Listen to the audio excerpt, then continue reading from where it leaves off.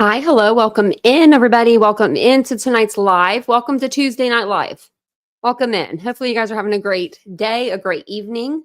Hopefully, you're settling in for the night. If you know it's night where you guys are at. I always tend to forget that we're from like all over the world when it's YouTube. So it could be daylight where you're at, but it's nighttime where I'm at. It's 9:41. I'm a little late. But I have kind of a good reason, sort of. It's not a very good reason, but I'll have to tell you. I'm going to tell you guys a funny story here in a minute about my night because I was like, I need to tell the chat about this when it happened. Hey, Catherine. Look at that, Catherine with a K. Chosen, you've been a member for 9 months. Wow. That's a long time. Have a great night if you're not in here or if you're not going to be in here. Oh, and you changed your profile picture. I like it. Hey, Ladybug. Hey, for baby mom. Judy Holiday's in here. Faith's in here tonight. We got a lot of people in here. It's good to see you guys. Hey, Frenchie. It's been a while. That's what I'm going to say. Hey, Judy. We've got a lot of people. Welcome in, everybody. If this is your first time here in the live and on the channel, my name is Tanya, or Titanium Built. How rude. I didn't introduce myself. Welcome into the live. Welcome into the channel. If you're over watching on Unfiltered, that's our second channel. We're just trying to get our watch time hours in over there. So you guys can watch over there, or you can come over to Titanium Built and chat with the whole chat. And I'll put the link in the live for you guys. And Catherine with the season here too. Look at that. Welcome in, everybody. Hey, Lenora. Hey, Ladybug. Mary Beth said she didn't feel good. Her eyes were dilated. I read. Ooh. When they dilate my eyes, I never go blind. I never can't see out of. They just do the one, I only have one. That'd be funny if they did the other one. ALR. They have tried though. I've been to doctors. They didn't know at first. That's happened. Hey, Nathaniel. And it's kind of a makes me feel good. It makes me feel good when people don't know, when people don't notice it. So, hey, Cheryl. Well, welcome in. And there's Sandy. Well, welcome in, everybody. It's good to see you guys. Hey, Lisa. Hey, Larry. I don't know if I said hey, Larry, but welcome in, everybody. So while everyone's getting situated, get settled in, I'll tell you a funny story real quick. It'll take 2 minutes. Less than that. So tonight when I got home from the store, I saw that my cat was wanting to rub up against something. He was rubbing up against my gummy bears that I just bought. He was going to town. And I'm like, Rocky, why don't you go on your little thing? He has this little cat thing that you can spray catnip on and it'll get the cat really going. And so he's 16. Keep that in mind. He's very, very agile. I mean, he can jump. He can do everything. He's not in any pain. He's coolest cat in the world. Well, we eat dinner and I said something about Rocky. I said, well, where's the other one at? Our other animal, our other kid pretty much. And he's like, I don't know. He's around here somewhere. And I'm like, that's weird. So we're looking for him, right? We're scouring the whole place looking for him. He's jumped off the balcony before. So Vincent's like, Tawny, did you go outside off the balcony? I was like, no. But then he's looking at me are you sure? And I'm like, no, I know I didn't.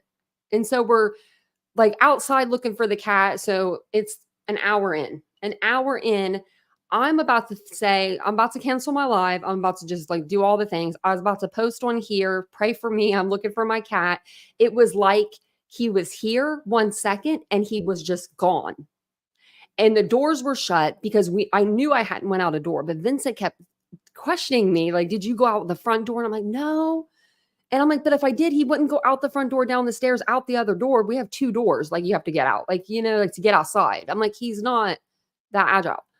We looked everywhere. I'm talking baskets. I'm talking about lids. I mean, cabinets, closets, everywhere. Guess where this cat was? I found him. He pulled a Sebastian Catherine. I said, is this some sort of karma?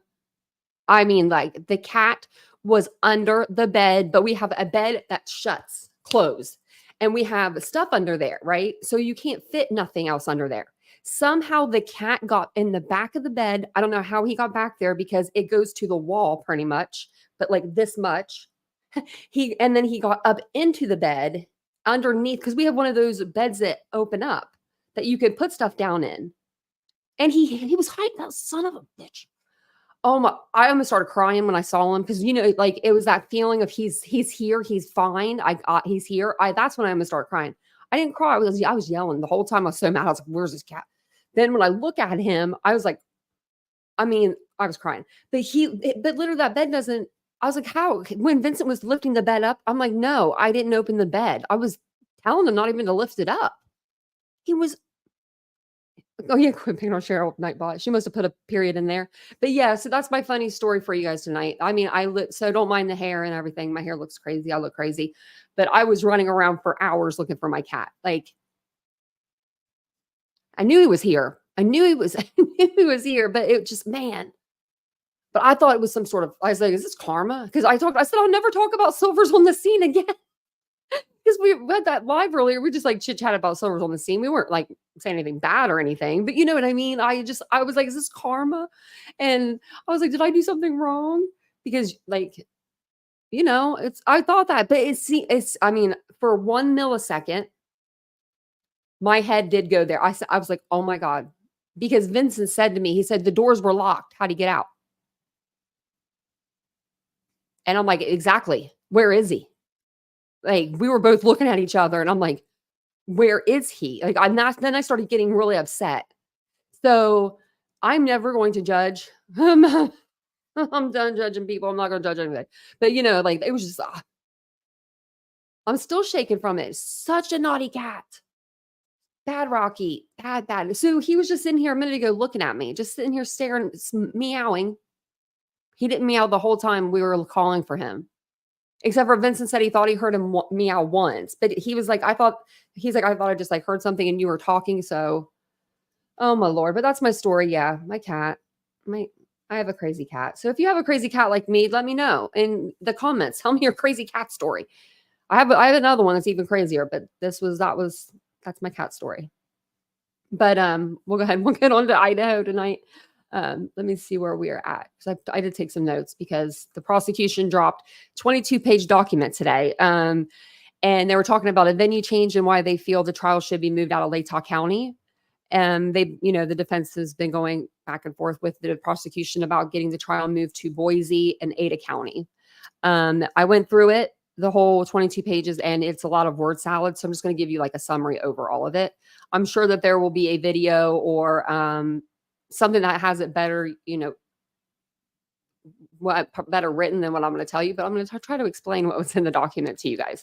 But basically the prosecution wants the trial to be kept in Latah County, and the defense is wanting to move it to Ada County, Boise, Idaho, which is about 300 miles outside of Latah County. That's where they had the Daybell trials. And so to me, in my humble opinion, if you're going to move the trial there, it's just kind of showing that these little towns can't keep up with these big cases, in my opinion. And I don't think that looks good. But they did argue that they would have to fly the prosecution team, the whole prosecution, their team, including the court staff. So like court reporter and all of that would have to go all to Ada County. They would have to pay for their hotel, airfare, food, all of that, so it would be pretty costly for them to do that.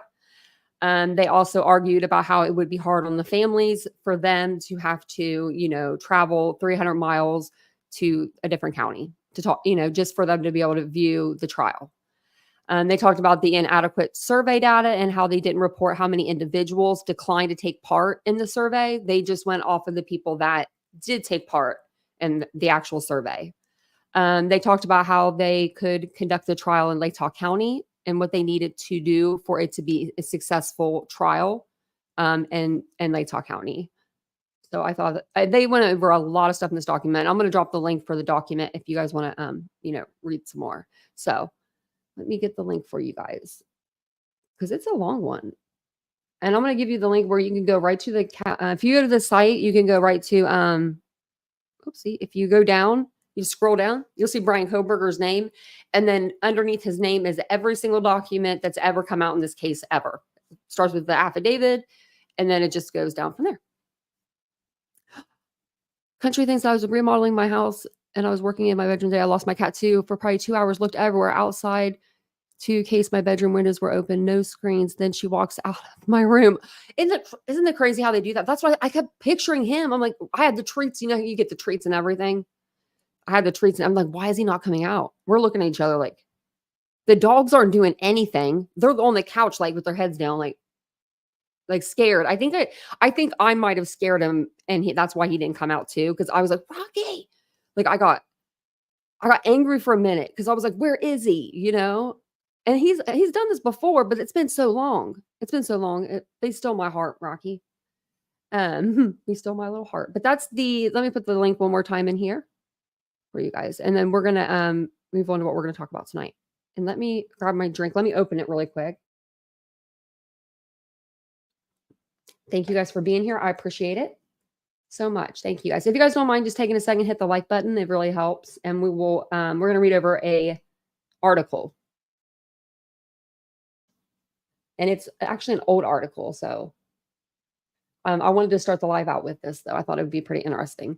Because it's going to this article is going to go with what we're going to talk about in our live this evening. So just stick with me.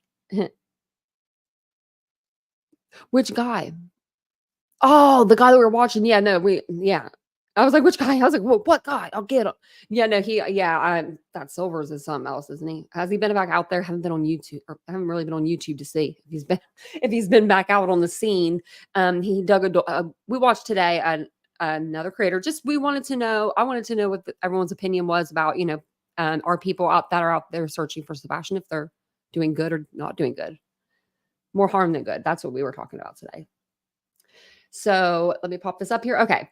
So the podcast that we're going to go over tonight is going to be talking about like women's obsession with men, and particularly men like Brian Kohlberger, or allegedly like Brian Kohlberger, Ted Bundy's, the Charlie Manson's, the serial killers of the world, and women that like them, and women that, confess their love for them. So we're going to start with Brittany Hislop. We're going to go back, and then we're going to go back to February 4th, 2023. And Brittany is the girl that came out and said that she was in love with Brian Kohlberger. She was the first one to come out. So we'll go through this article. If you guys don't remember her, or if you need a refresher, we'll give you a little refresher here. Accused quadruple murderer Brian Kohlberger is driving one woman crazy in love. Brittany Hislop insists he's the perfect man for her. My love interest is named Brian and is accused of murder, and I just wish to connect with him above anyone else. The 35-year-old Kentucky single mom of a 16-year-old son gushed in one of her many Facebook posts about Kohlberger, whom she has never met or communicated with. Oh no. Is your daughter Savannah? Was it her cat or was it her? Oh, Naomi. You've been a member for 9 months too, Naomi. Thank you. Congratulations too.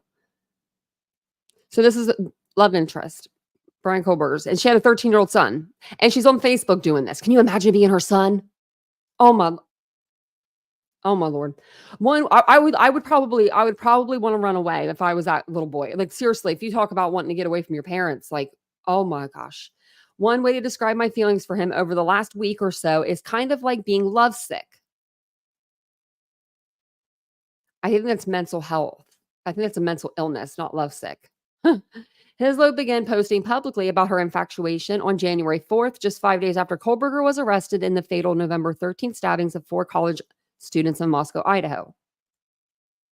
What are these babies doing out here in the middle of the road? Stuff that they put on this channel. Hislop, who repeatedly points to her and Kohlberger's astrological signs, they are both Scorpios, and birth charts are explaining why. Explaining. I don't know why I said examining. As explaining why he could be her divine masculine counterpart. Isn't just drawn to the former criminology PhD student for his smarts and quiet courtroom demeanor. And then this is what she wrote. Let me see if I'm going to try to read all of it, actually. Although I haven't taken a break from being off here for a consecutive amount of days for a while, in the past, I have taken breaks from being on here that lasted over a week, and it wasn't because of any big life change other than me wanting to take a break from being on here and look after my mental health, although I can post on here and still look after it. Wow, that was a big run on sentence. I'm not sure when my next break will be from posting on here that last a consecutive amount of days. And normally when I go without posting, I also refrain from being on here at all. She's got a mental health issue. Some people may not understand that with Brian being my love interest that I'm fixated on, I don't think of being with others in ways that I think of being with him. And thoughts of being with him also give me sensations that I wouldn't get with thinking of someone else because I have deep feelings for Brian and I'm fixated on him, although I don't know how he feels about me and if there's someone else he wants instead, even though he wouldn't be ideal for my divine masculine counterpart to be that way. Girl, you got to use sentences. Although when I have thoughts of being with him in certain ways, it gives me bodily sensations that are real. Although you may not understand what I'm meaning, I also feel a love for him that isn't just sexual in nature. I don't know what the first word here says. Something me, before the mugshot of him that added hearts to and a pair of lip stickers. Yeah, she was the one putting the emojis on the pictures. So, yeah, that's her. That's Brittany.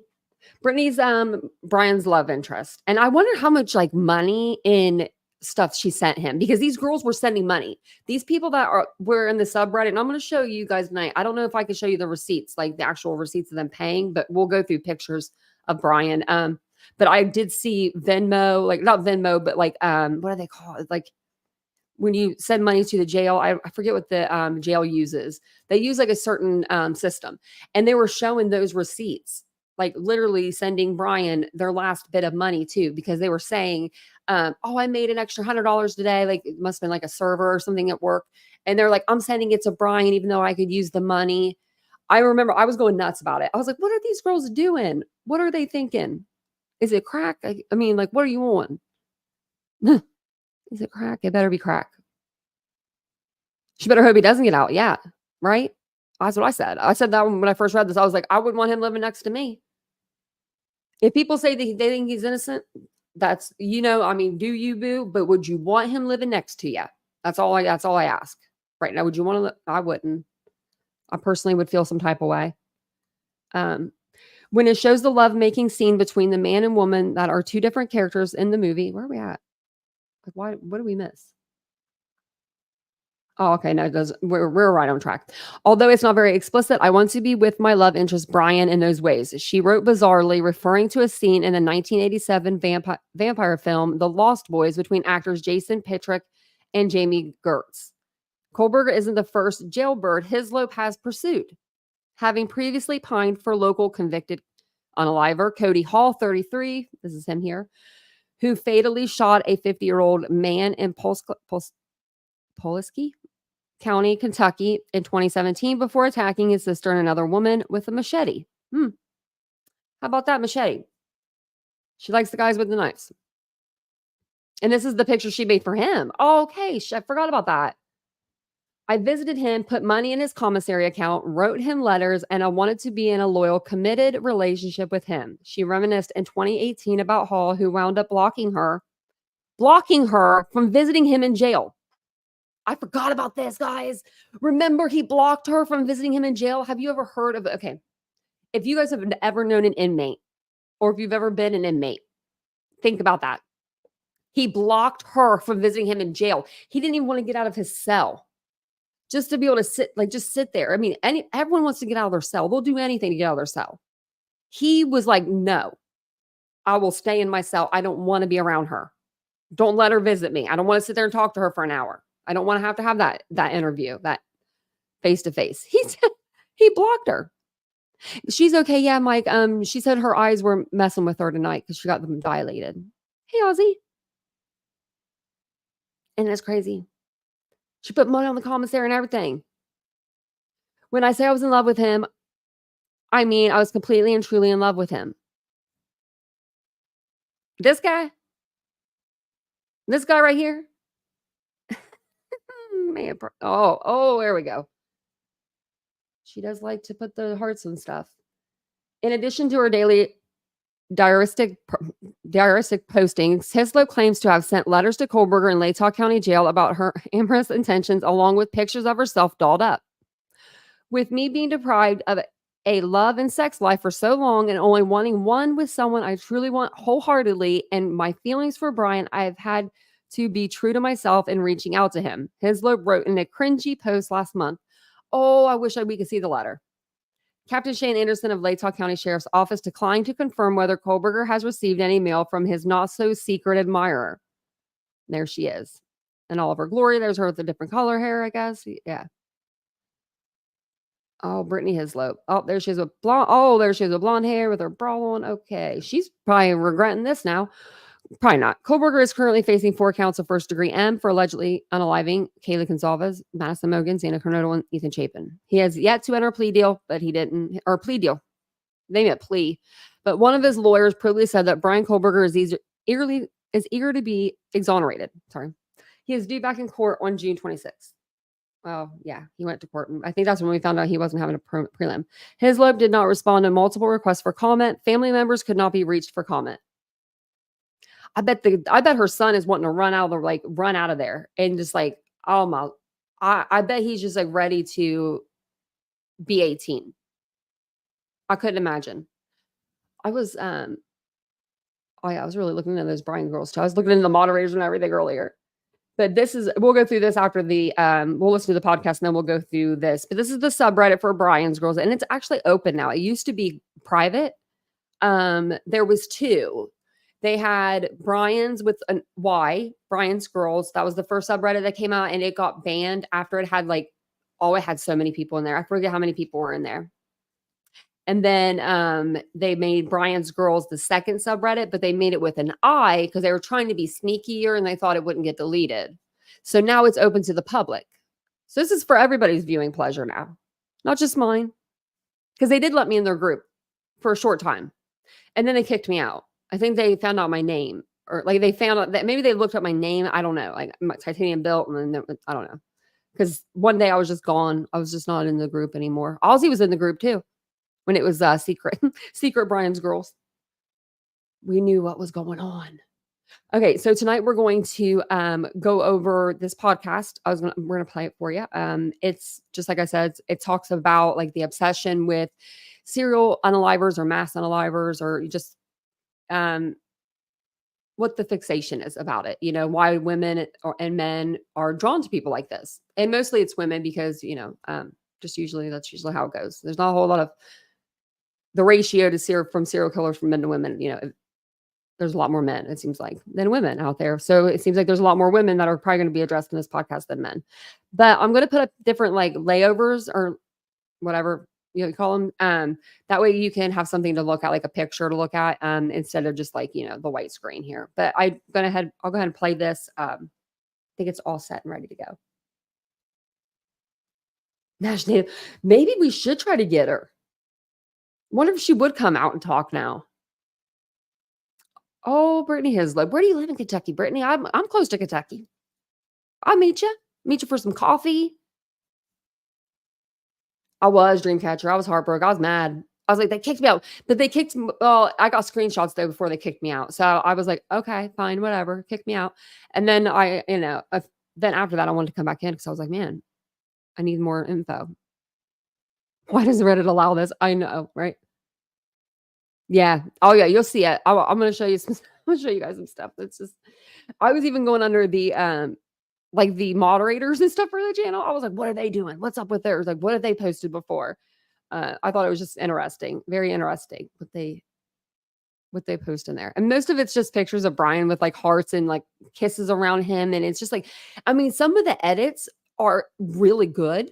They're really good. It's I'll pay you to make my thumbnail, don't be over here on Brian's girls, if you some of them are talented. Let me see if I'll find one real quick. I was looking at these earlier and I was just like, these are like this one. Look at this. After today's hearing, it's very obvious that this will not go to trial. And if it does, they will not get a guilty verdict. I mean, that's a pretty good little thumbnail. Look, he's got they got the little justice lady in the back, Brian Kohlberger in the front. You know what I mean? You could do something better with your time. I'm sure. Okay. So I'm going to go ahead and play this. It should be ready to start. If you guys don't mind just taking a second, hit the like button, hit the subscribe button, hit all the buttons. Just don't hit that thumbs down button. Don't hit that button. The thumbs down is not a fun button. But yeah, just all the buttons that we ask you to push. And thank you guys all for being here. Oh, my doggy just sneezed. He felt rejected and want revenge, or were they actually nice? Did they say hi to him? The girl growing products, because they'll make you all feel like you're winning. Shop now, in-store, or online. Kroger, fresh for everyone. the relationship between the girl growing up and her father. That is what makes a woman attracted to a bad boy of any type. Did these girls brush him off and reject him and he felt rejected and want revenge? Or were they actually nice? Did they say hi to him and he suddenly said, oh, they love me?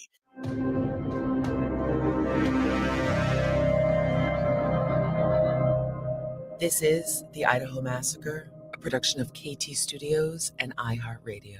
Season 2, Episode 9, Obsession. I'm Courtney Armstrong, a producer at KT Studios with Stephanie Leidiger and Gabe Castillo. Last episode, we left off on a short conversation between Stephanie, journalist Connor Powell, and data analyst Body Movin'. They were talking about women who are deeply, sometimes obsessively attracted to dangerous men behind bars. I continued the conversation with Body, asking her to describe what is going on online with women gathering, professing their love for accused murderer Bryan Kohberger. If you look at the photos the Bri-Bris are posting to the subreddit, the Bryan's Girls subreddit, they're very childlike. They make these edits of Bryan with, hearts in the background, and one of them has an altar with candles and pictures. I think these people are doing it for shock value reasons. Like, they're lacking something at home, or some believe they can change a man as cruel and powerful as a serial killer because they don't really have any real connection to men. Some people hope to share in the media spotlight, maybe get a book or movie deal. A couple of these people have had their names in the paper now. So when I look at the Bri-Bris and I read their subreddit, because I do read it, it's not private. I feel like a lot of them are just angsty, young people who are lashing back at society in any way they can. I know that some people will disagree with me, and that's totally fine. It's just my opinion and my very uneducated opinion. But I'm very educated when it comes to that behavior, when it comes to troll behaviors. And it feels very trollish. But I think a lot of it comes down to a shock value. It's like when you're a teenager and you get a mohawk just to piss off your mom. It's kind of like that. And when you look at the memes and stuff that they're creating of Bryan, one of them put him in a Barbie meme and made him look like Ken. It's very immature. And when I say immature, I don't mean that their attitude is immature. I mean the edits they're making. They are very immature edits. Okay, so I was thinking that too. I was thinking that I was going to ask you guys, how old do you think these girls are? Let's go back to Bryan's Girls since they're kind of really talking about it here, and let's go through some of the pictures. I'm going to put some of them up on the screen too. I have to save them to my phone and then airdrop them because it won't let me save them on the computer. But these are the edits, and you let me know, because this seems to me like these girls are very young, like teenagers almost. Like childlike in a way. Like it is very weird. Okay, let me grab this down. Let me put the banner down. Okay.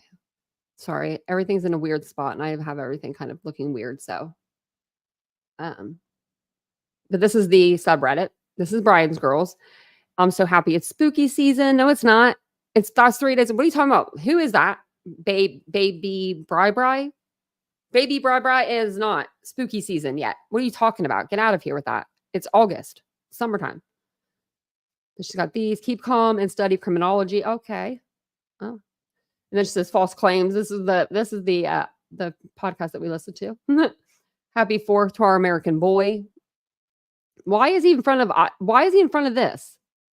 He didn't go to Idaho. Innocent until proven guilty. And I can't read that down there. That's, can't read that. And then this, imagine underneath the burst of fireworks at the 4th of July carnival, you find yourself mesmerized not just by the colorful display display above, but by the way, Brian's hands fit perfectly into yours. Oh God, I don't even want to read that.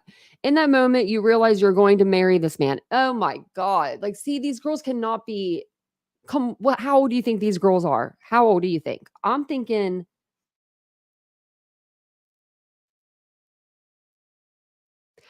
baby Bri. That's this person here that does these. I'm thinking this person's a teenager, late teens, maybe 19, 20, 18.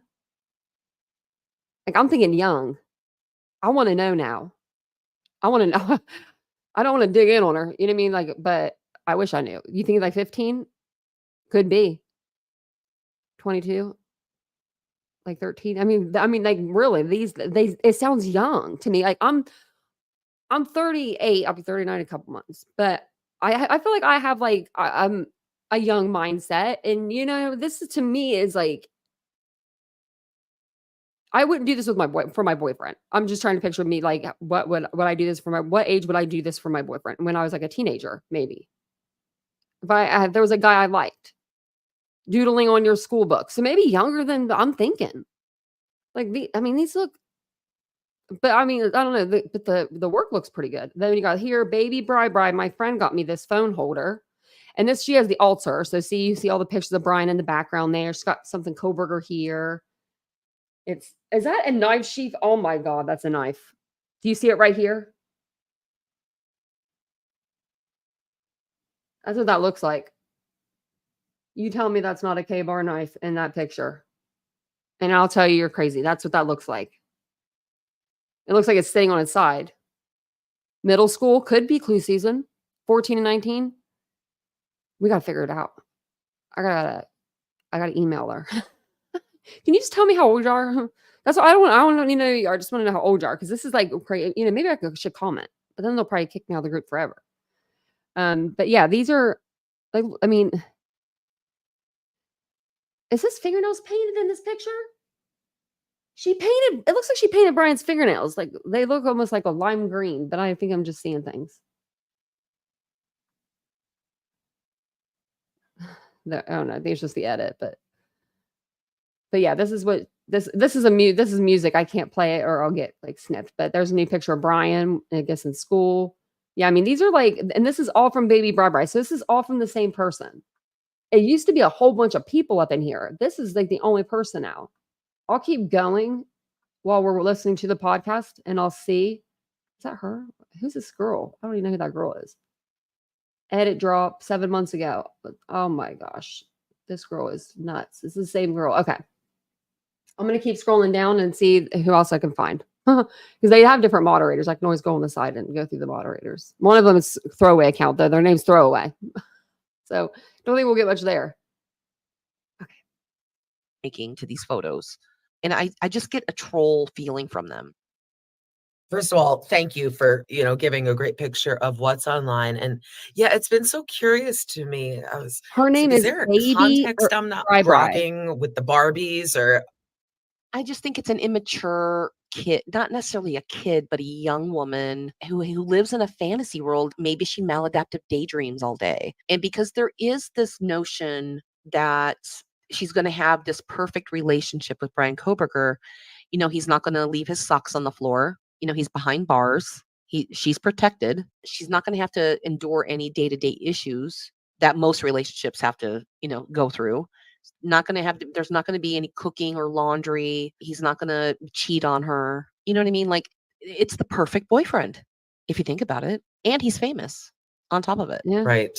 I do think that some he of could them cheat on do her. actually suffer from this paraphilia, though. I really do. And the others, their families need to get them some help, some mental health help. And I'm not qualified to speak about that. To better understand the phenomena, we reached out to board-certified psychiatrist known as America's Psychiatrist, Dr. Carol Lieberman. Here, the conversation Stephanie and I had with her. Hybristophilia is basically the love and sexual attraction to men who have committed crimes. Is hybristophilia, is that a recognized psychiatric disorder?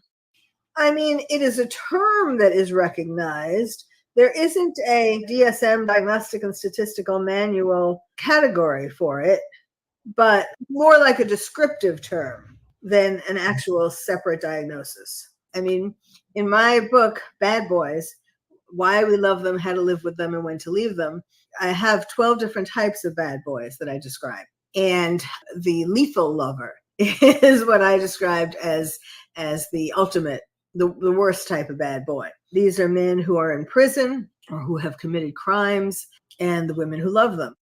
In a general sense, it comes from the relationship between the girl, the growing up, and her father. That is what makes a woman attracted to a bad boy of any type. And with the lethal lover type of bad boys, the fathers are particularly cruel. And she grew up in a very dark, gloomy, dangerous household, very cold. And the way that the dysfunctional relationship with the father works is that it makes the girl growing up believe that she is not lovable. And there are many reasons why women are attracted to lethal lovers. Another reason why in general is because they see the sad little boy inside. And so they feel that they can not only tame him, but they can make him happy. They can fix him. And of course, who needs fixing more than guys who have committed crimes? Another reason why they're attracted to them is because they represent danger. And that's very powerful. It's an aphrodisiac when a man is dangerous. There are so many of these criminals behind bars who have so many women writing to them, professing their love to them. In fact, there was something just the other day about how one of the Boston bomber terrorists, he has $50,000 or $20,000, some huge amount of money in his canteen in the prison that comes from women giving him money. I mean, he's a terrorist. He killed people. Convicted, I might add. It's not even up for conversation. Like, these are $20,000 he's got in his canteen so that he can use for commissary.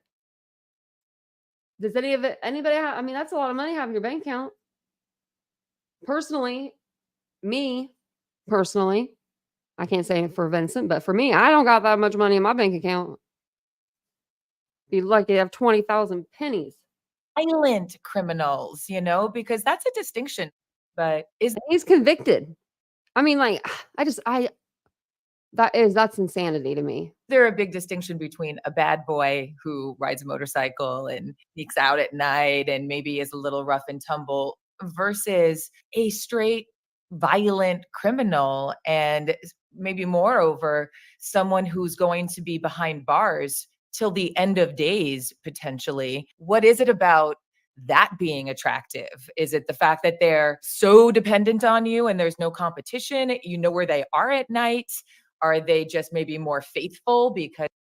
Do you think that the women, maybe they're not so much into the men for the men, but do you think that these women could be jealous of the victims? Like, in a weird, sick way? Because, I mean, we're already thinking sick anyway. We're already thinking, if someone is infatuated with Brian and he's an alleged unaliver, that's pretty sick. But do you think that maybe these women are maybe jealous of the women?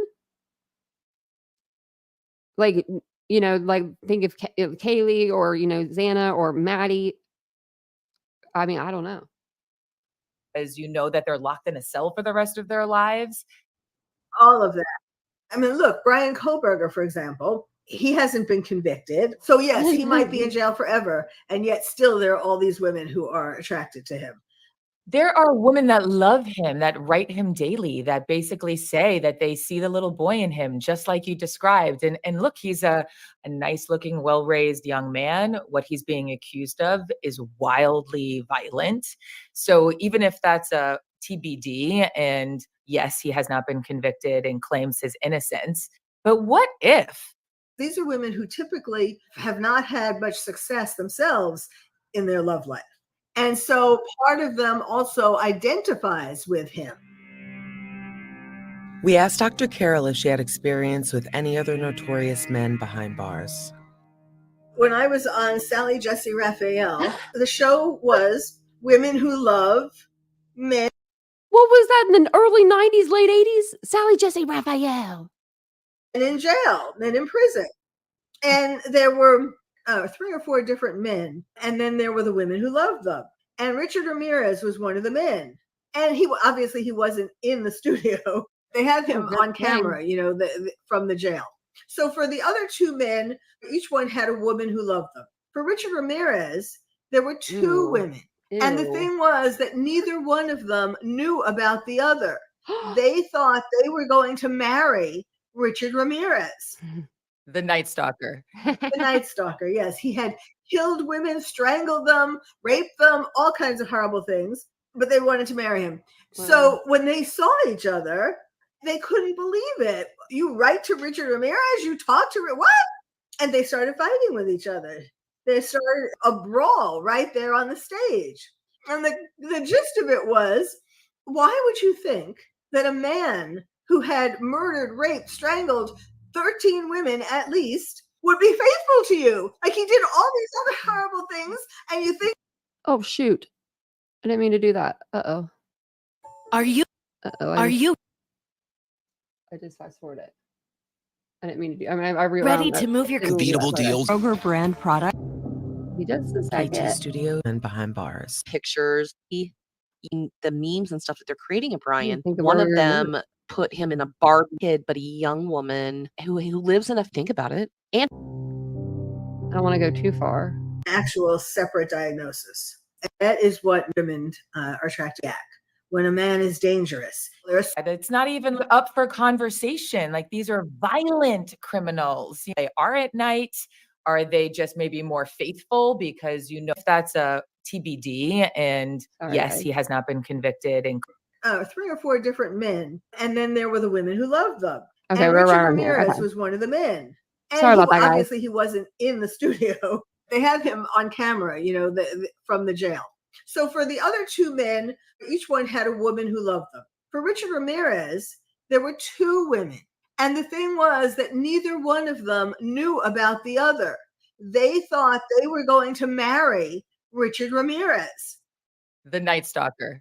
The Night Stalker, yes. He had killed women, strangled them, raped them, all kinds of horrible things, but they wanted to marry him. So when they saw each other, they couldn't believe it. You write to Richard Ramirez, you talk to what? And they started fighting with each other. They started a brawl right there on the stage. And the gist of it was, why would you think that a man who had murdered, raped, strangled 13 women at least would be faithful to you? Like, he did all these other horrible things, and you think he's going to be a good boyfriend? You could trust him? He's going to be a loving husband? I mean, it was so crazy that they just kind of assumed that they were it. There were tons of women writing to him, so they probably each thought they were the only one. DM, that's who it is. I asked Okay. Dr. Carol about an open letter she wrote. I just said Dr. Carol too. I knew that the voice was so familiar. I just couldn't place the name, and that's why I went back to see the name. And when I did that, that's when it took me to the beginning of the podcast. For Newsweek. It was addressed to a woman named Brittany Highslope, who made it publicly known that she is There in it love is. with Brian Brittany Kohlberger and Highslope calls or him, whatever. quote, Highslope. the perfect man. A As year. you saw in my article in Newsweek, I wrote a letter to this woman, Brittany J. Highslope. Oh, She was the first one, or the first one that was known widely in terms of the lovers of Kohlberger, Brian Kohlberger. And so I wrote to her about that. I'll read you some of the things that I wrote. Okay, so she described herself as feeling lovesick about Kohlberger when she wrote letters to him on Facebook. You know he's your one true love, and your love is very real. This is what you think. You feel he's lonely and sad in jail, and that no one understands him like you do. You want to rescue Brian. You feel he's been misunderstood all his life. You know what that feels like because you've been misunderstood too. You want to believe he's not guilty. Have you thought about the fact that he may have other women writing to him too? Other women who have fallen in love with him like you? You might never know about this until you've wasted years pining for him.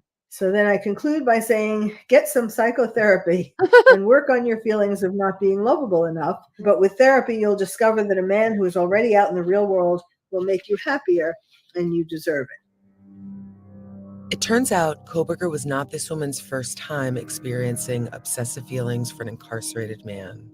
In fact, Dr. Carroll has spoken with the mother of a man Brittany Highslope used to visit while he was in prison. This was a man who was accused of killing somebody. As she gave him money, she put money in his canteen. In the end, after a few months, this young man told his mother to tell her to stop, writing to him and coming to visit him and all that. She didn't stop after the mother told her to stop.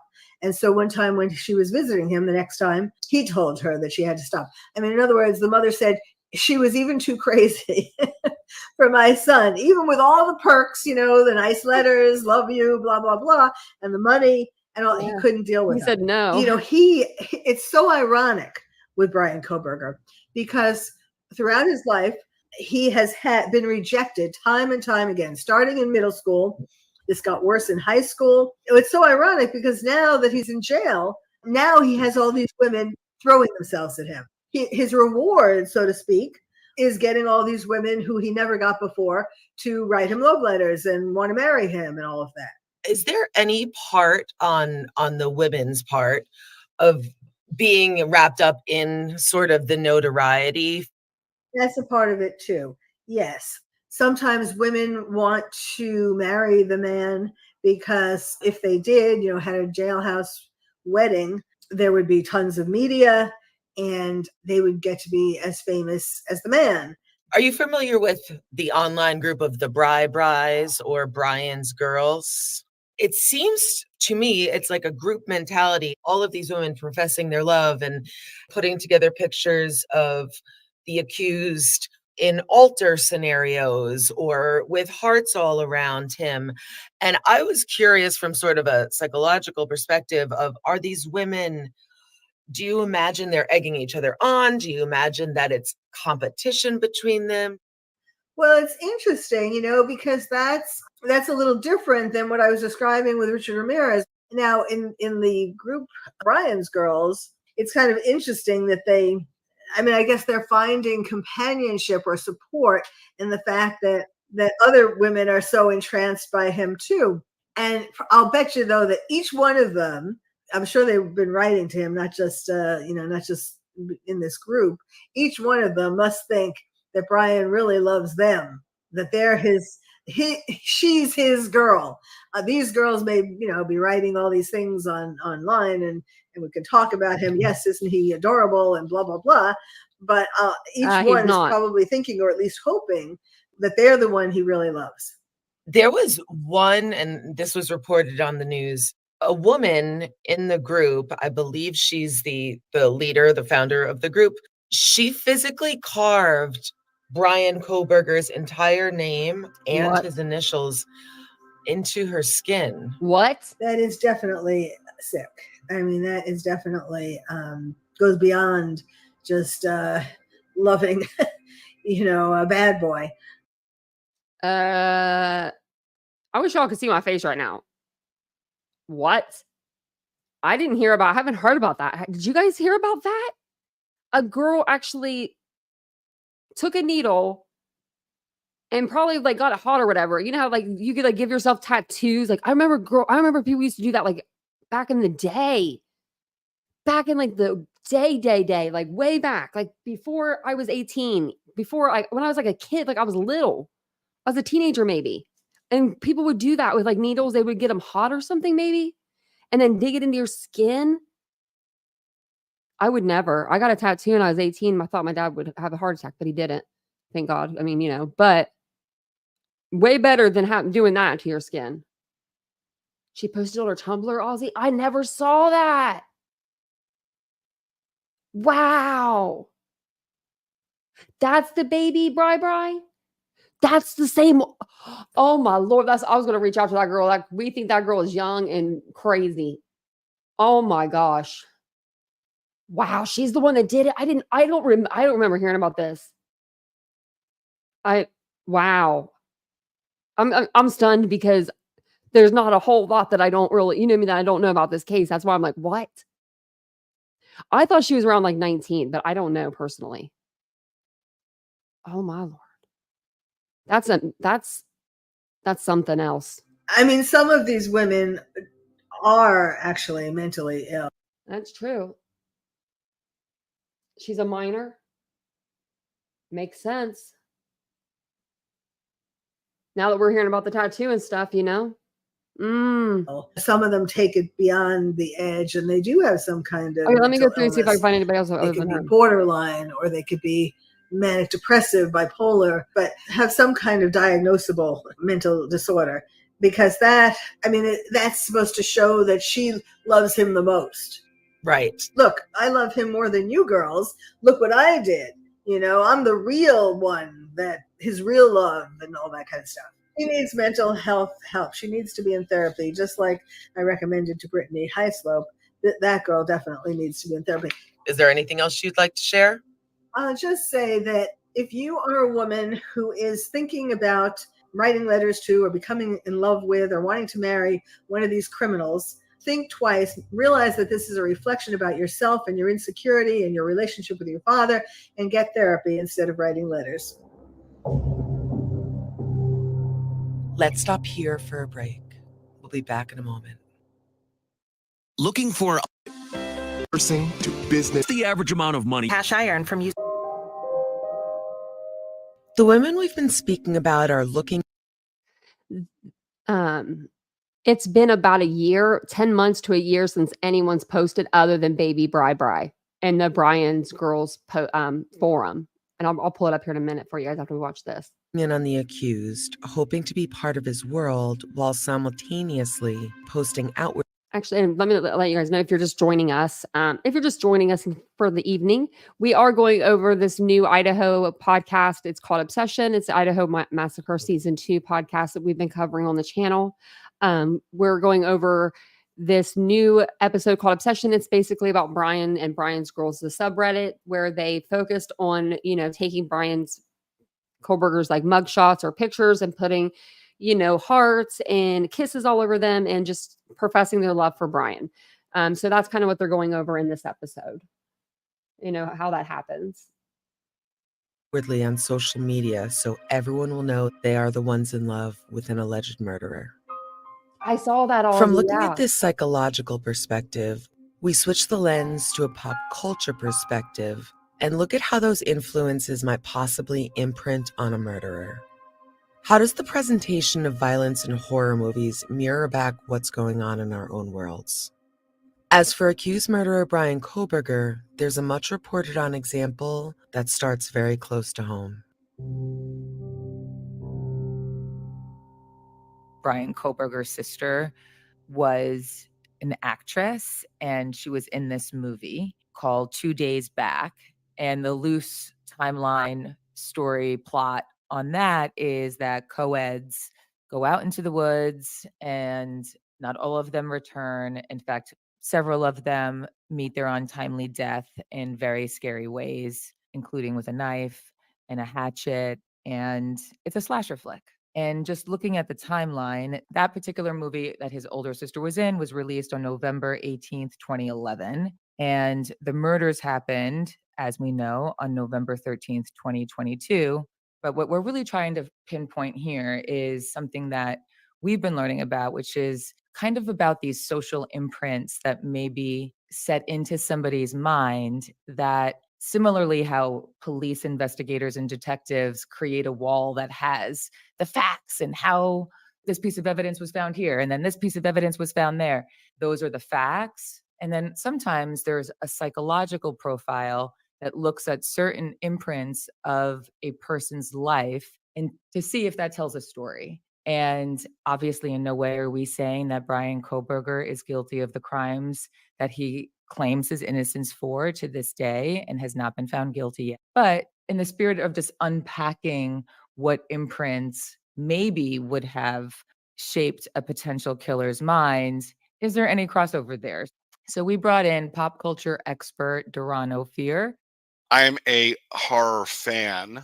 I like to compare the historical relevance of horror and how it affects society's deepest fears. And it's always been a reflection, because what happens in our real world then inspires horror, and it's been going on, since the 20s, the advent of film.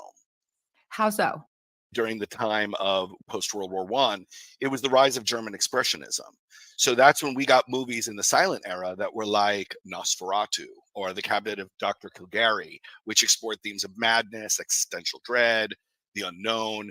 Horror has always gone into the darker themes. And if you look at classic horror movies like Frankenstein, it was the people that turned on the monster, but the monster wasn't. He kind of looked like evil. Frankenstein. When you really look at decade by decade, the 50s brought I ain't kidding. Look at him. He kind of does look like Frankenstein. about like a Cold War paranoia, I have and a picture pop of culture Frankenstein. He just needs reflected to be that green. instantly. It caught up to it like in real time. And then the biggest movies of that decade were things like Invasion of the Body Snatchers or The Day the Earth Stood Still. And by the way, this is a global thing. This is not an American thing, because Japan released Godzilla, and that was until this day, these are icons of pop culture heroism and fear. Now you get into a whole other era when you get into the 60s, and we start dealing with like the civil rights movement and social upheaval. And look, that's where I started getting involved, because when I first saw Night of the Living Dead, I was really stunned by that movie, because first of all, it was George Romero invented the concept of the zombie in film. It was a terrifying portrayal of this other, and this idea that, people come back to life and they're here to kill you and eat you. But it was really an allegory, because that's a movie about racism. So it's a reflection in horror. And that was the first movie to really show very graphic violence, and it reflected social instability and the questioning of authority and norms. And it was in 1960 that we got the first real Hollywood serial killer, with Anthony Perkins in his portrayal of Psycho, which was kind of the first time that American audiences had to face the idea of mental illness and the idea of psychopathy, which really has stayed with us since. We got into religious themed horror like The Exorcist and The Omen, which, by the way, The Omen is my favorite horror movie of all time. But that was also the birth of the real slasher movies, although Psycho is considered a slasher movie, but you never really saw. You never saw the violence. It was perceived, and that's what made it so terrifying. So Roman Polanski used Rosemary's Baby as a sort of a view, a capitalist theory, because the truth is that Rosemary's Baby, although dealing with Satanism and the fear of women and birth and the non-control of their own body, it also exhibited the betrayal of the people that she loved most for economic gain. Because Yeah, her that movie husband was sells her scary. I out. don't like that. Again, this is going to be all spoiler alerts. For Spoiler. fame, by the way, he sells her out so he can be famous. That's such an interesting theme that we're kind of seeing there a little bit for the first time. Well, it deals with the idea of capitalism, and simultaneously, because socially women are now standing on their own in their world of feminism, and abortion is the topic, and the freedom of sexuality after the 60s and the free love movement. The religious kind of connotation is that morals were gone. So you then experience the birth of the slasher movie, the real slasher movies. And it starts with Texas Chainsaw Massacre. And Tobe Hooper terrified the world with that. Now, that was also loosely based on a real story. So that was loosely based on the serial killer Ed Gein, who's murdered people and he wore their skins, which that theme gets repeated over and over again, including Silence of the Lambs. So you're seeing a pattern here of how audiences want to escape their internal fears or see their internal fears projected on a big screen where they can process it, which is very similar of why Not true me. crime and the realism of fear now works, because people can't process it in their brain or imagine the horror of it until they see it. And then once they see it, it becomes less afraid because they can process how to deal with it if it ever comes knocking. Oh, At good this point, my point in friend. Good time, point, my friend. Very good point, my friend. movies still had the Motion Picture Ratings Association had a lot of control. So they were rating movies to stop kids from watching it. But that really lost power with 1978 and the birth of Michael Myers and Halloween. And when you deal with that, now you're dealing with the concept of true evil in a child form that becomes an adult. And his whole reason for killing goes back to this moral compass. Why was he killing co-eds? Why was he killing high school kids? Why was he killing women in particular and going after the main character? And the immediate follow to that was Friday the 13th. Now, the original Friday the 13th isn't Jason Voorhees, but it is the concept of kids at a summer camp losing their morals, not paying attention to the children, going off into the woods and having sex and running around in crop tops. And the girls are very promiscuous and they are killed for it. And it's a reflection of the fears of that time, because this was the first time women really controlled their own sexuality. And it was a weird signal that maybe you shouldn't. Maybe you should be afraid of this because it's immoral. And now the creepy boogeyman in the woods that used to scare you under your bed as a child is judging you. And that was a really big leap. And when you started to see these movies, they also glamorized it because Jason became a hero to a lot of people. The Halloween costume of Jason became the #1 Halloween costume, followed by Michael Myers. And societally, we now enter the 80s. And the 80s becomes something completely different because we get inundated in the rise of consumer culture. The AIDS epidemic is everywhere. So fear of disease and pandemic. So it was really the next level of the explosion of this of the slasher films, because Friday the 13th came out literally in 1980. And then you followed things like Nightmare on Elm Street, which dealt with the psychological fears of damage, and that was in 1984. And in a weird way, it was also the birth where they started to blend horror and comedy to try and alleviate some of this fear and tension, which is why Freddy Krueger in Nightmare on Elm Street tended to be campy or funny. But the truth was he was terrifying as a movie monster.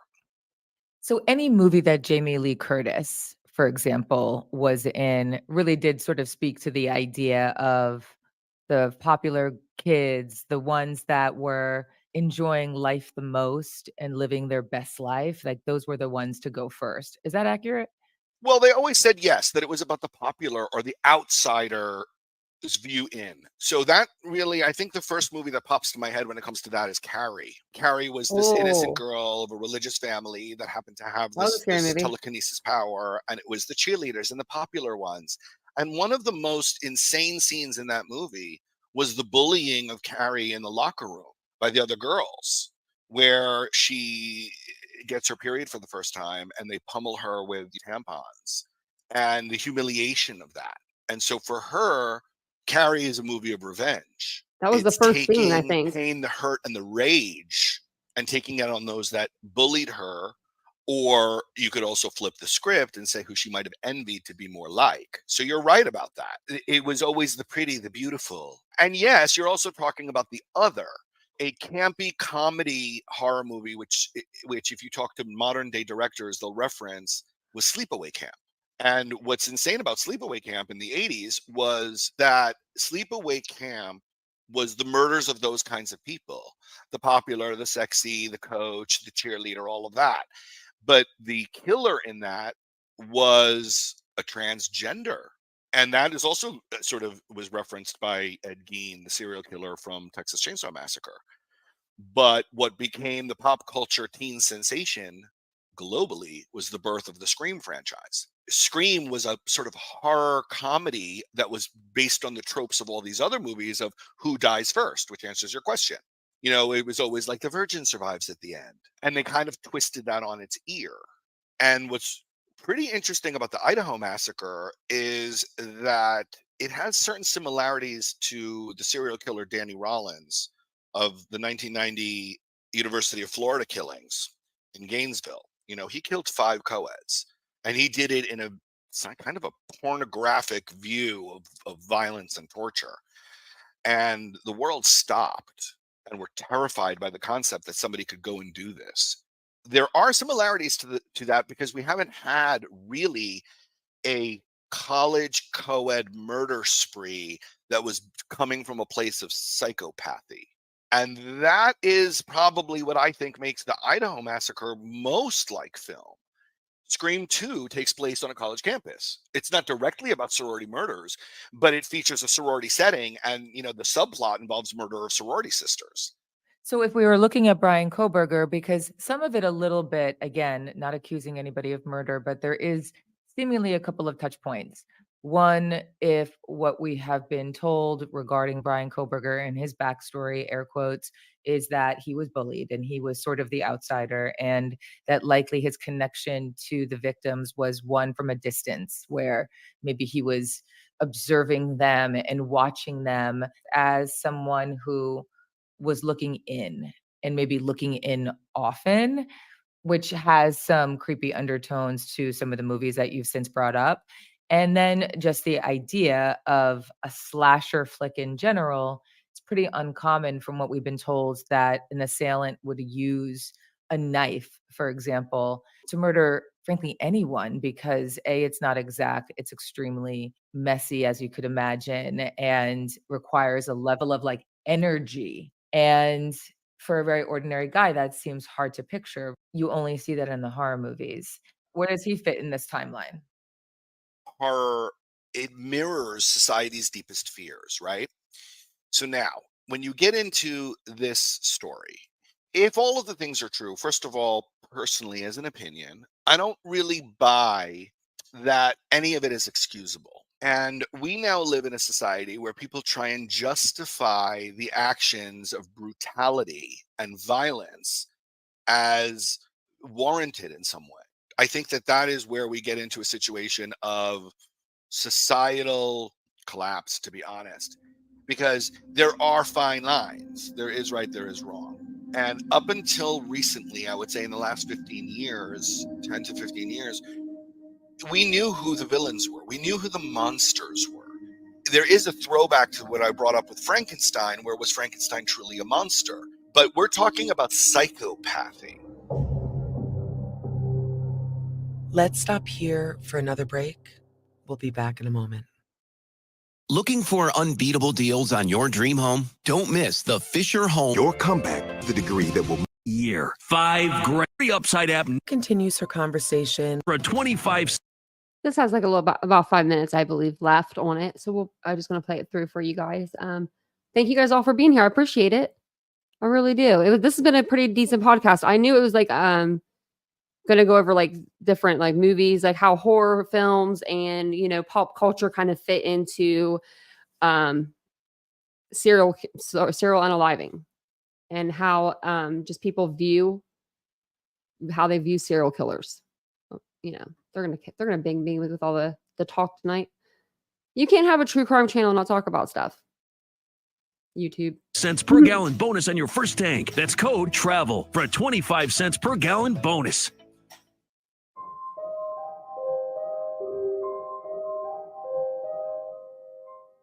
Stephanie continues her conversation with pop culture expert Duran Ophir. We live in a time of social media where nothing is real. And every single scroll, every single post, every single TikTok or snap is fully produced and curated by the person posting it. We all laugh when we take a selfie and we go, let me see it, and don't post it without me looking at it, right? And that's a very common trait. But when you're curating a fake world so that other people will see you in a certain light, it brings about envy. For somebody that can't differentiate between that, it becomes envy watching in. They'll say, oh, well, if you don't have haters, you don't have a life. Well, yes and no, because the haters can become very dangerous and they don't see themselves. And the rise of the incel, or that concept, and the unattainability for men and women. Now, that is another question about gender here. Women have always dealt with the concept of higher standards in media and pop culture.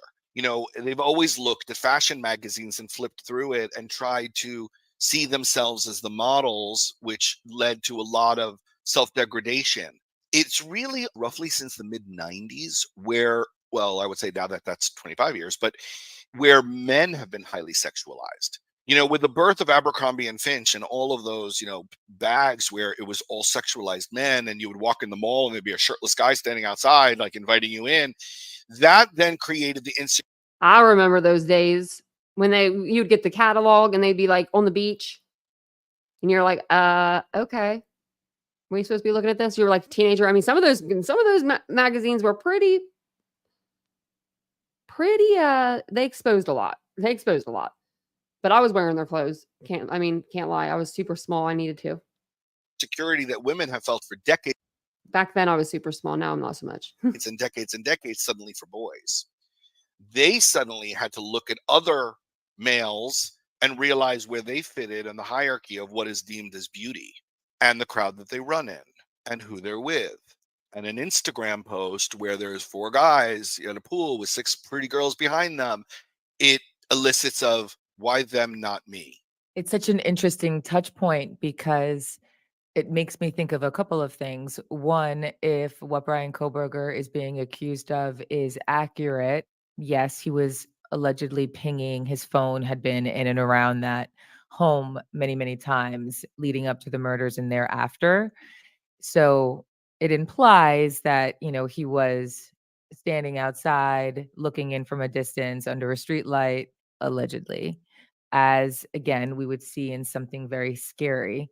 It's the person of envying something that they maybe see. And maybe is it possible that the connection that he had to one or more of the victims was legitimately just through this lens of social media? You can see how that can happen. We develop relationships with people because we see them often and we do not know them. It feels real. And if you're someone who doesn't have an understanding of social cues or other areas to fill that hole with real friends and family, that layer of isolation and lonesome behavior or loneliness is really dangerous. I think that isolation, loneliness, mental illness all plays a factor. But these concepts are not new. What I mean by I don't buy it, I buy it, I believe it, it's true. I don't think it's an excuse. I don't think that when you begin to frame the conversation around, and I'll keep it in pop culture terms, sort of the origin story, that it makes it okay. That's so fair. I think that if you were to cross reference 100 people and talk to 100 people regarding their history, trauma is a permanent and pervasive fact in almost every one of the 100. Nobody lives an idyllic life. The concept of how one deals with their childhood trauma or psychological trauma or abuse, or even if it's just environmental, the way they handle it moving forward is a mark of maturity, of evolutionary adulthood. And by minimizing that and saying, well, that's an excuse and that's okay, and it gives free reign for this. And we see this often from a pop culture perspective, where again, the heroes and the villains are now being blurred, where you have, in the DC comics and the superhero world, one of the most greatest psychological, psychotic killers of all time is the Joker. And he's specifically a psychopath. He's written as a psychopath. Well, I thought that movie was actually pretty interesting, the Joker specifically, which is the Joaquin Phoenix portrayal of the Joker. And it really does kind of give, exactly to your point, an origin story for this villain. I have to be honest with you, when this massacre first happened and Brian Koberger was arrested, we were just all like, what? And that's the movie that kind of comes to mind is sort of, is it the micro aggressions with mental illness and isolation and, the Joker had been hit one too many times or overlooked one too many times or left out of the conversation one too many times and had enough and had a wicked relationship with his mother or some sort of meaningful backstory that maybe not justified, but explained his actions. I do think that, everybody wants to know the reason why. Why do people do what they do? Or is somebody born evil? Is somebody not? I always have to look at everything through a pop culture lens. It really comes into the advent of social media. With social media as being so prolific, it's like these things, look, they fascinate us.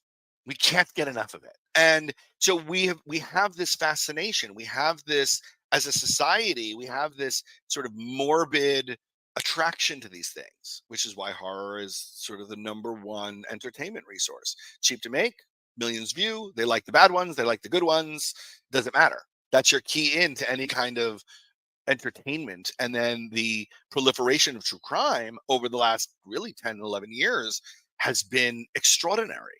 And strangely, women seem to be the highest consumers of that because they deal with trauma, they deal with genes. It's funny. I had a conversation with a man one day who doesn't like understand this concept. And I said, when you get in an elevator, anytime you get in an elevator, are you ever afraid? And he said, well, why would I be? And I said, do you know that women, no matter who they are, wherever they are, when they get in an elevator and a man enters, it's not fear, it's an immediate alert for potential fear. And men don't realize that that is something that women go through every day. Walking through a parking lot, if a light goes out in a garage, when they get in their car, they check their back seat. And it's not because they're conditioned by true crime shows. It's because it is a fact for them from childhood. And I think that's why women consume this, because they want to know. They want to know what to look for. They want to know how to protect themselves.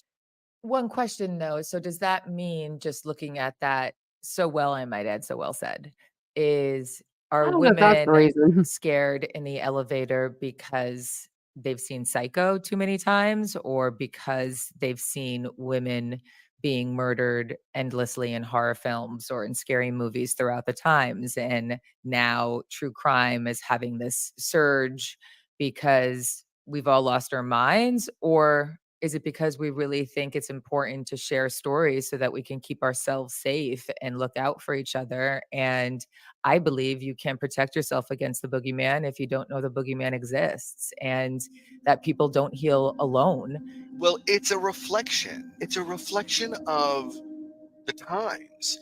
I think that women feel like they're prey. And in a lot of ways, they are. I think it's ingrained in the DNA, and I think that it's correct. And I think the fascination with true crime is a symptom of this. I'm a fan of true crime, but I tend to like the ones that deal with it in a subject matter that I can at least escape a little bit into the humor, like Don't F with Cats. I thought that the way that that was told was genius. In the most terrifying story of the most psychotic killer. And by the way, another one who was influenced by pop culture, because Luca thought he was Sharon Stone in Basic Instinct. He basically embodied her character the way he imagined her to be. You're tapping into the concept of compassion and empathy for the vast majority. There are going to be people who will zero in and not hear the compassion and empathy and be aroused by the concept. And that's the terrifying part, and that's where mental illness comes in. Now, if he was the main character from You, and he was stalking, and he felt like the outsider, there's 5 million ways to look at it. Did these girls brush him off and reject him, and he felt rejected and want revenge? Or were they actually nice? Did they say hi to him, and he suddenly said, oh, they love me? So now you go into the two sides of psychology, which then becomes like, well, so you can't be nice to a person. You can't look at a person in their eyes. You have to avert them. But if you avert them, then are you attracting violence? So there is no right answer. The right answer is to identify the signs early.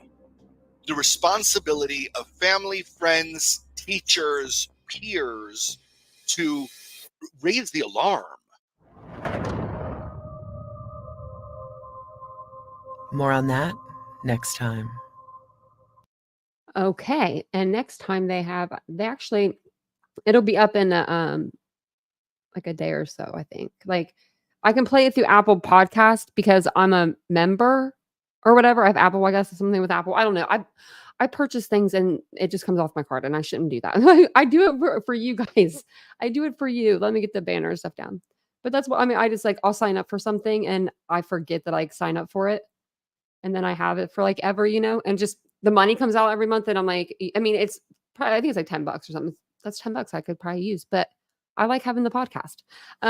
But for some reason that like I can listen to it on my end, but I can't stream it through here for like a couple of days after it comes out. For some reason, it's really weird. So this one was released on August 7th, and there was another one released as well. And it's called, I was gonna tell you what it's called.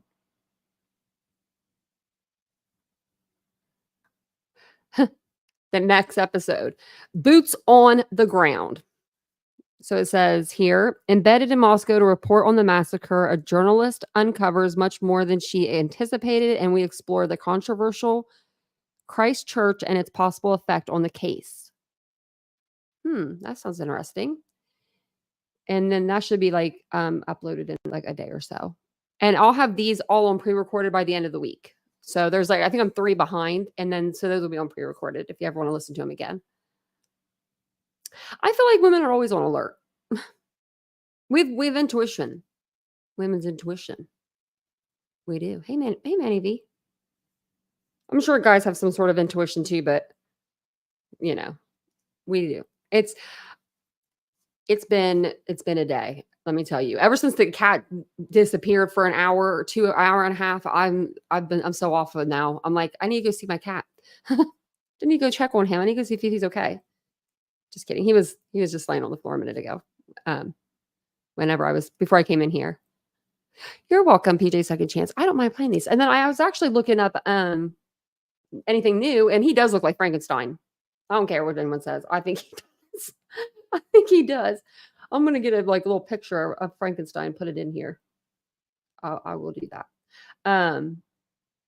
We went over the subreddit. So nobody in Brian's Girls has put anything into the subreddit in 10 months, other than baby Brian. Apparently she's really, really got the hots for Brian.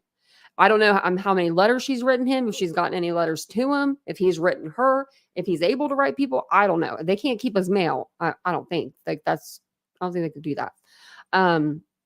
Like hold your mail. But you let me know. I don't know if they could do that. Like, I know they can hold I know they can go through it and they can make sure that there's nothing in there, but can they actually keep it and I'll give it to you if it's not problematic? I mean, if it's not hurting anybody. I don't know. The podcasts are fun. I like the podcast. I really do. Hey, Juno. Well, we're getting ready to get off here. You have to rewind. Rewind me. You heard she put glitter in his letter? Oh my gosh. Ozzy, I believe it. I believe it. Could you imagine? Oh my gosh. Can you imagine the officers getting that glitter all up in their face? Because they go through all the mail. Anna's probably holding it, probably. Glitter in his letter. I mean, I believe that if she put letters into her arm, I'm going to dig into that. So I'm going to dig into that subreddit more. I'm going to dig in here more. I'm going to dig back into it.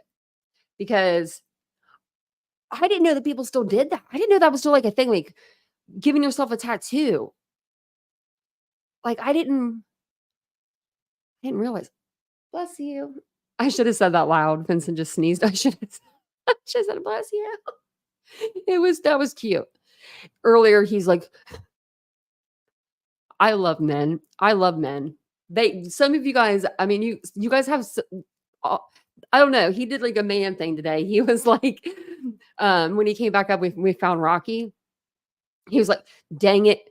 He was like, the neighbors saw me walking behind their houses and yelling Mr. and Rocky.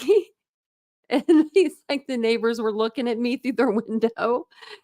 That makes me laugh. That makes me laugh so hard. Now that I know he's okay. Your ferret went to her first vet appointment. I was so upset they didn't let me inside with her. Oh no, Richard. Why didn't they let you go? Is it because since 2020, with the C word, or is it just something they do now?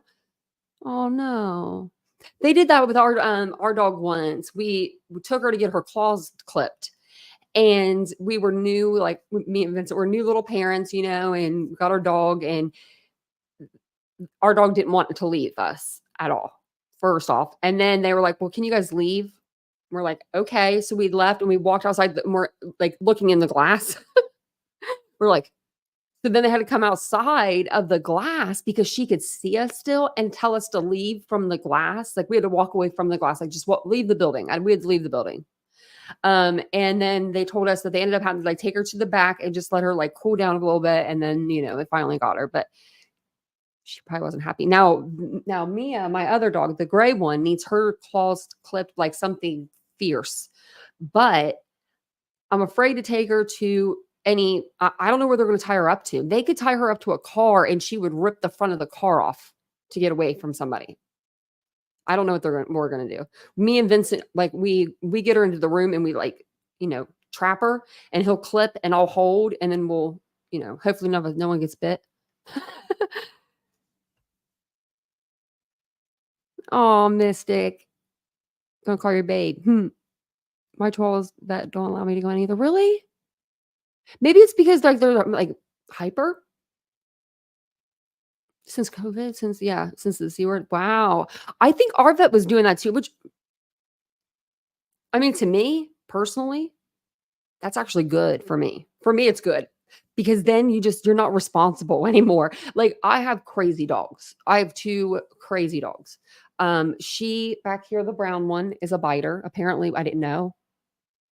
She tried to bite our neighbor the other day. He was a guy walking out the door. She was being all nice, and then she's like, "Ah." I mean, I would be like, here you go. Like, yeah, you just take her and then you're responsible with the other dogs. Do you know what I mean? Around other dogs. Like, I'm not responsible for her anymore. I wouldn't mind doing that. Now, the other one is scared of everything. She's the opposite of her.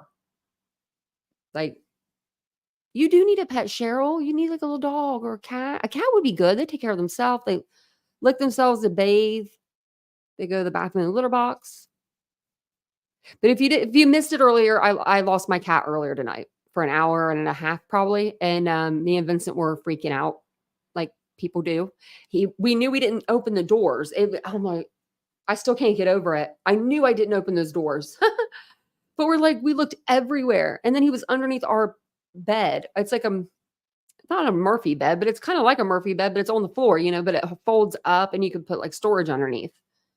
And somehow he got in the back. We have that bed with all the pillows. How did he get behind all this? I don't know. I really don't know how he did it.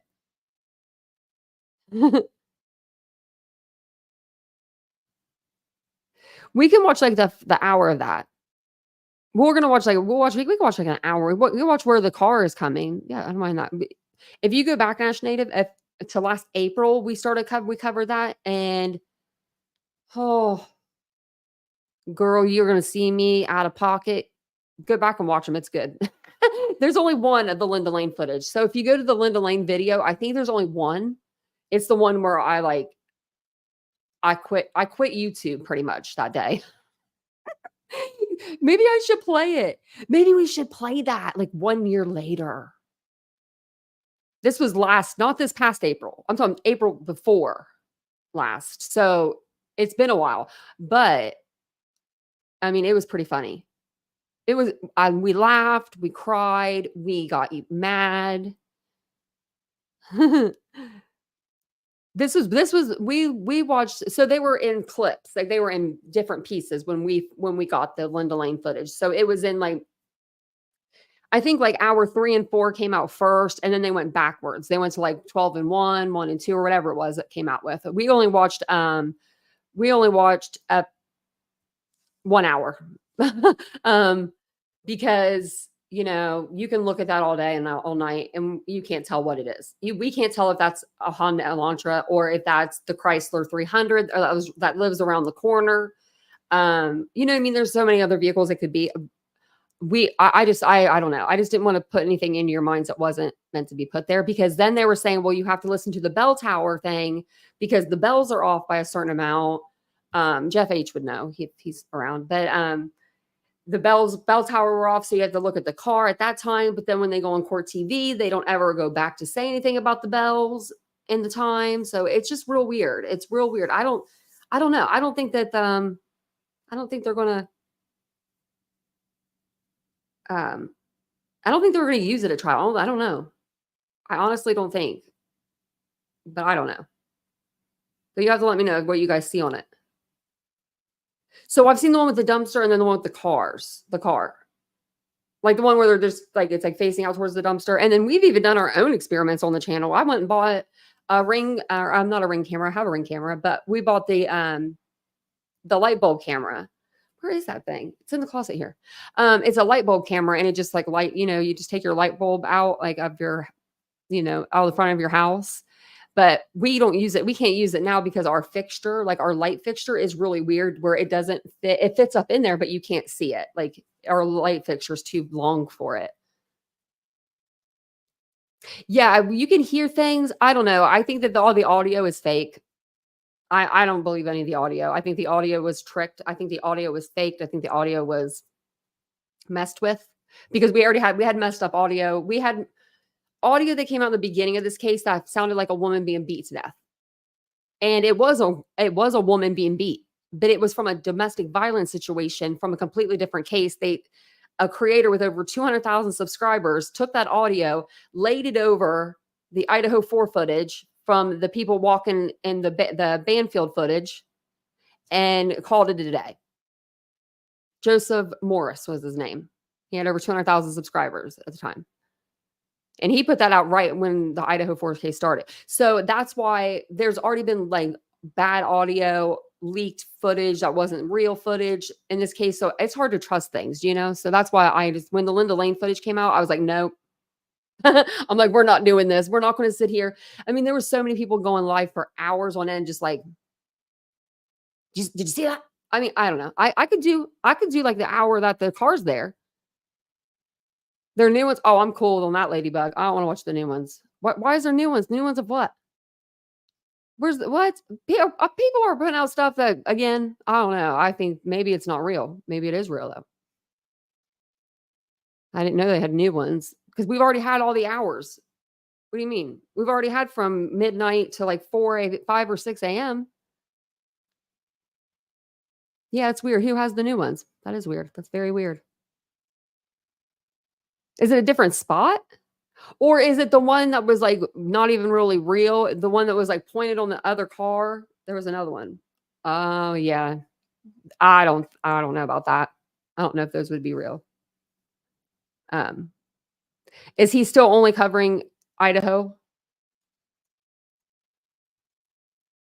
I know that he was like came in through the Idaho. I can't even pull him up. When people, for some reason, people don't come up on mine. Like if they don't have 1 million subscribers, I'm not getting them to pull up. I don't know why. I don't know why my YouTube is like that. Maybe it's because I didn't put 2 B's. It is really weird though how that does that. Like it'll like won't pull up anything. It'll pull up like weird stuff. Yeah, I don't know. I don't know about that. It's kind of I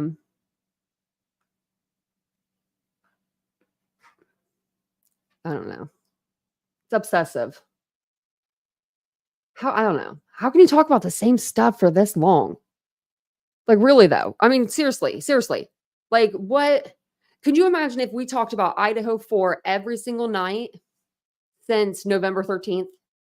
Can you imagine if that's the only case that we've covered on this channel? I would have went nuts. I would have gone nuts. Yeah, I had to go over there and see if he was just because I only remember from the Idaho 4 case. That's what he's still doing. I mean, I've never watched a video, not one, so I can't say anything about him. I've never watched them. I'm going through right now, not a one, not 5 months. No, I haven't even been on his page this first time. So but it looks like he's using the same thumbnails as he was 6 months ago. And the same video. Hold on a second.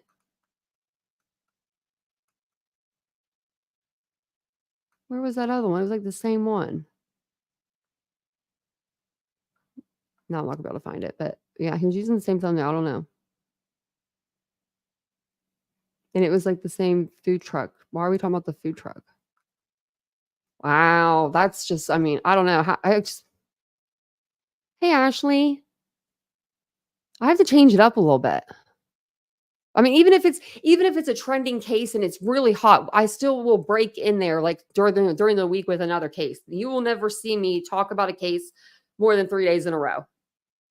I cannot do that. Like maybe 3 days. We've probably done 3 days before. 2 days we've done, maybe 3, but we usually will break in with like another case because we do have other cases. There are other missing kids. There are other, people that have been unalived out there. There's a lot of true crime that go on. I mean, you go on your Twitter, you can see the trending stuff. There's always true crime in there. It seems like. So I actually like going over there right now.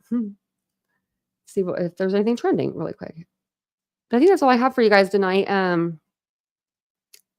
We went over what was said in the documents, and then what else did we do? Went over the Brian Girl subreddit, and then we watched the podcast. So yeah, If you guys have any questions, let me know. I was just looking at this. It says, I don't know what he's trying to say. I was just looking at something about Suzanne Morphew, but. And then there's ex-Kentucky student pleads guilty to R assault. Oh, wow. That's what's trending in true crime. Oh, wait, there's something for Delphi. We're going to go over Delphi tomorrow. Well, look at that. There's an update. Judge Gall has denied both defense Frank's motions 3 and 4 without hearing. Ooh, that ain't good. That ain't good. We'll have to look over that. Judge Gall. I don't know about that trial. They should have probably just maybe got a different judge. I don't know. I think I'd feel a little better with a different judge just because it's so messy. It's so messy. It's just ridiculously messy. We'll have to look over that. But I do have a podcast I wanted to play for you guys tomorrow too for Delphi. But it's a newer one that's come out. It's brand new for Nancy Grace. It's a newer one anyway. It's her latest one that she's done over Delphi. And then we'll go over these new documents that's come out, what the judge issued. Well, there's not really any documents because the judge didn't have a hearing. Just stating that they're both denied. Wow. No cameras, no nothing in there. It's crazy. Like Nash Native, yeah. There's a few cases that keep like they're like on the tail end of Brian. Like Sarah Boone was that case for me. I was like, oh, Sarah Boone's going to come up. It's going to be Sarah Boone and Brian Koberger, and which one's going to be crazier? Which we would probably watch Idaho versus I don't know. We'd have to do split screen. I am going to try to do Streamlabs. I do run off StreamYard, so I'm going to try to get Streamlabs especially before Brian's trial. We'll have it before then because I want to be able to play different things at the same time, and you can't do that with StreamYard, but you can do that with Streamlabs. Also, I heard Streamlabs is free. Sign me up. But I heard it's a lot harder to do. It's just a lot harder to maneuver. So I'll try it. We'll try it. Well, I don't know. We'll give it a try. Wow, 80 hours and 6 days. My gosh, Ashley, you better go to bed, girl. Kick your legs up, watch the rest of the live. Or the beginning of it. It was pretty good. That's what I mean, though, Squeaky Wheel. His lawyers are they're doing a good job at their job. They're making this case messy. Messy. It really is. So, people that are normal, everyday people, that's what they're going to have in this jury. They're not going to know why is this, why is the defense going after this judge? What is this judge going after the defense? What's this beef? You could feel the tension. It's just crazy. No, who fired their attorney?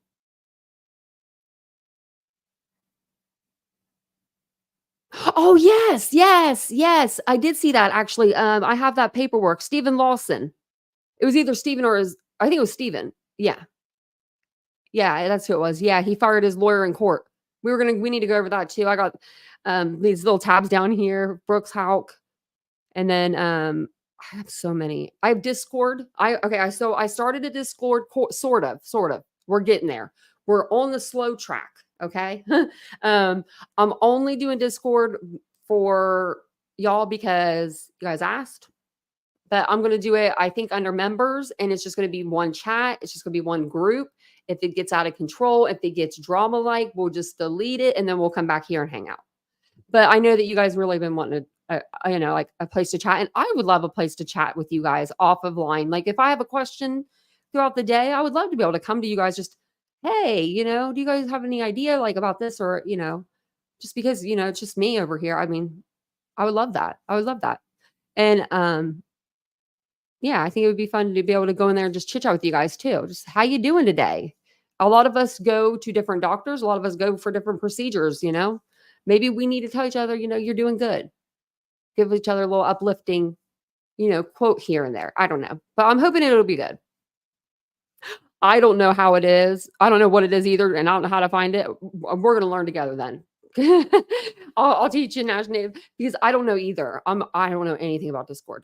Nothing. I just know the Discord, it's like a big chat group. So like it's kind of like I think like a Yahoo chat is what I'm thinking of. And it has like different like subreddits, like different chat boxes inside the chat. So, like something like that. So like you can just do like private chats and stuff like that. So it's kind of like a messenger, I think, like a Facebook Messenger sort of deal. But I've just had a lot of people asking, and I know Mary Beth was one of them. She might be sleeping now because she had her eyes dilated. But don't let me forget to tell Mary Beth because she'll be happy to hear that. She's been asking for it too. Yes.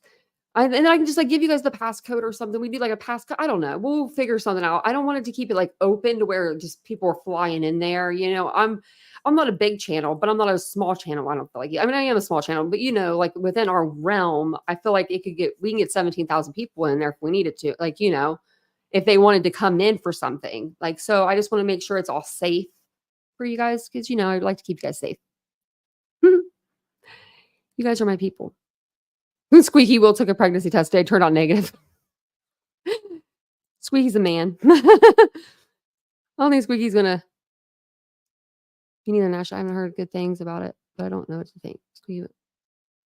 No, I think it's so sorry. I don't think Squeaky's trying. Squeaky, are you trying? I'm not trying. I don't know. Nancy was 38. Nancy Grace said she was, or no, 48. 48. I'm sorry. So sorry. 48. How did Nancy, I mean, did she like, wow. How'd you do it, Nancy? ICQ. Oh yeah. I remember ICQ. I loved ICQ. Remember the little bird or something? It would make a little noise. For baby mom Squeaky or something. Lots of time. I say that too still. I still say that. I mean, I'm 39's coming up, but I don't look 39 and I don't feel 39. So we're just going to keep it at like 29. Idaho 4 is huge. Yes. No, I want to see if this test are actually accurate or not. You just wasted $20, $30 there, Squeaky.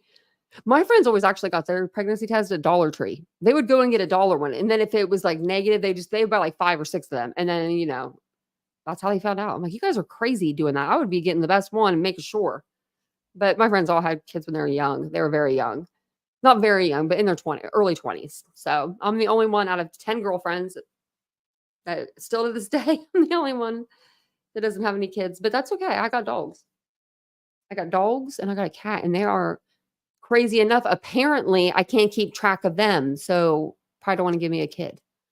My cat was under the bed today. I cannot believe he was under there. I'm going to be laughing and smiling about that for days. But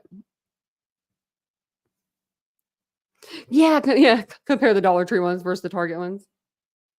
I guess they're all maybe the same. I mean, I don't, they're not the same, but you know, like I've only taken a pregnancy test a couple times, and that's a couple over than I needed to. One time I took a pregnancy test. I was like in my early 20s, and I went up to the counter and I had like a 24 pack of beer and a pregnancy test, and the lady just looked at me, and I was like, "This is for if that's negative," and it was negative, obviously. So it was pretty funny. But I was like, you know, that's just funny. Early 20s. But thank you guys all for being here. I appreciate it. I prefer animals over children. Me too, Linda. I'm better with animals, I think. I think I am anyway. Marie said same. Well, thank you guys all for being here. I appreciate you. I'll be back tomorrow night at 9:35 p.m. Eastern Standard Time. I may do a live during the day tomorrow. You never know. We need to probably maybe because we have a lot of cases to cover, like get stuff back. I feel like on track. So I'll make sure that, you know, maybe I'll be here during the day. So make sure you have your bell notifications on. You're subscribed and you hit the like button, all those things for me. And thank you guys so much for being here. Have a wonderful evening, and I'll see you guys all tomorrow night. Bye, guys.